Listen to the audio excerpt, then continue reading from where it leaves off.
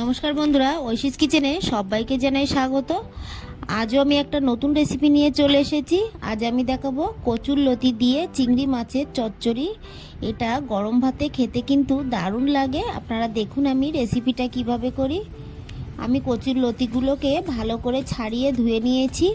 গ্যাসে কড়ার মধ্যে জল দিয়ে লতিটাকে দিয়ে 40% মতো সিদ্ধ করে নেব। খুব বেশি কিন্তু সিদ্ধ করব না, তাহলে লতিটা যখন রান্না করব তখন পুরো ঘেটে যাবে।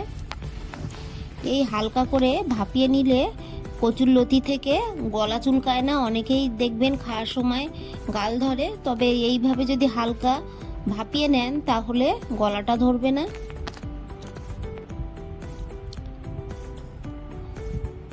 লতিটা আমার হালকা সিদ্ধ করা হয়ে গেছে, এবার নামিয়ে জল ঝরিয়ে নেব। গ্যাসে আরও একটা কড়া বসিয়ে দিয়ে এর মধ্যে সর্ষের তেল দিয়ে দেব। এই তেলটাকে গরম করে নেব।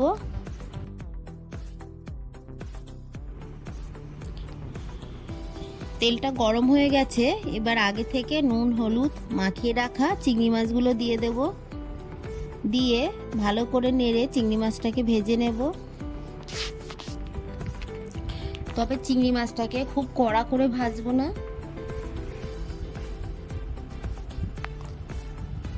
দেখুন চিংড়ি মাছটা আমার ভাজা হয়ে গেছে, এবার তুলে নেব।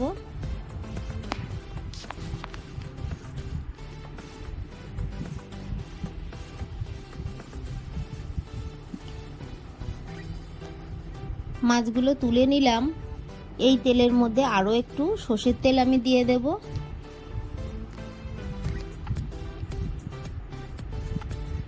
তেলটা গরম হয়ে গেলে এর মধ্যে দিয়ে দেব কুচানো পেঁয়াজ।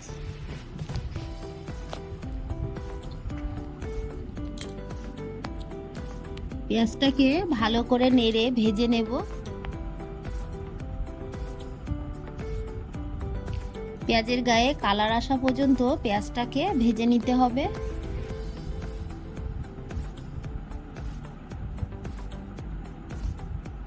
দেখুন পেঁয়াজটা ভেজে নিয়েছি, এর থেকে কড়া করে কিন্তু আর ভাজবো না। এই সময় এর মধ্যে 1 টিস্পুন আদা রসুন বাটা আর চেরা কাঁচা লঙ্কা দিলাম। দিয়ে ভালো করে নেড়ে আদা রসুনের কাঁচা গন্ধ না যাওয়া পর্যন্ত কষিয়ে নেব।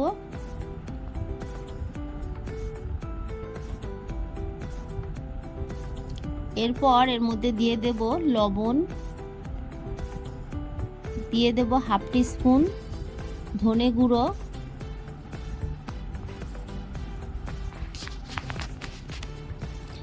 হাফ টিস্পুন দিয়ে দেব জিরে গুঁড়ো, দিয়ে দেব 1/2 টিস্পুন লাল লঙ্কার গুঁড়ো। ঝালটা আপনারা বুঝে দেবেন, আমি এর মধ্যে কাঁচা লঙ্কা দিয়েছি। আর এই লাল লঙ্কার গুঁড়োটা আপনারা যতটা ঝাল খান সেই মতোই দেবেন। দিয়ে দিলাম হলুদ গুঁড়ো। এর মধ্যে সামান্য জল দিয়ে দেব, যেহেতু আমি গুঁড়ো মশলা দিয়েছি। একটু জল না দিলে মশলাটা পুড়ে যাবে। মশলাটাকে ভালো করে কষিয়ে নিয়ে এর মধ্যে আমি কাশ্মীরি লঙ্কার গুঁড়ো দিয়ে দেব কালারের জন্য। এটা পুরো অপশনাল, আপনাদের বাড়িতে থাকলে দেবেন, না হলে দেবেন না। দিয়ে আরও একটু নেড়ে নেব।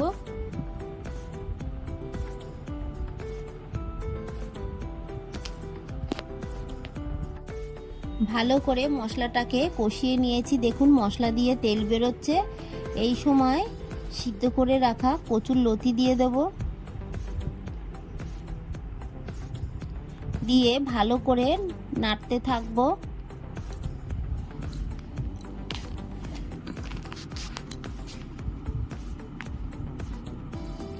ভেজে রাখা চিংড়ি মাছগুলোও দিয়ে দিলাম। দিয়ে ভালো করে নেড়ে চেড়ে নেব। ঢাকা দিয়ে বেশ কিছুক্ষণ আমি রেখে দেব। এরপর ঢাকাটা তুলে আবারও একটু নেড়ে দেব।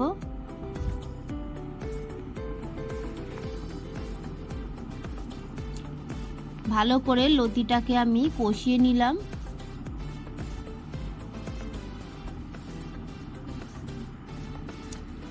আবারও একটু ঢাকা দিয়ে ভালো করে লতিটাকে কষিয়ে নিলাম। এরপর এর মধ্যে দিয়ে দেব অল্প জল,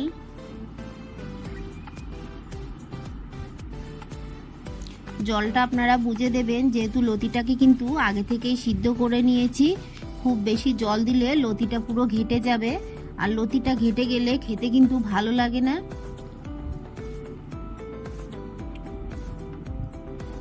এর মধ্যে আরও একটু লবণ লাগবে, আমি লবণ দিলাম। দিয়ে ভালো করে নেড়ে ঢাকা দিয়ে কয়েক মিনিট রেখে দেব। কয়েক মিনিট পর ঢাকাটা তুলে দিয়ে দেব হাফ টিস্পুন চিনি। চিনিটা পুরো অপশনাল, আপনারা খেলে দেবেন, না খেলে দেবেন না। ভালো করে নেড়ে নিয়ে কচুর লতির গায়ে দেখুন হালকা হালকা জল আছে, এই জলটাকে শুকিয়ে নেব। দেখুন লতিগুলো কিন্তু সব গোটা গোটা আছে।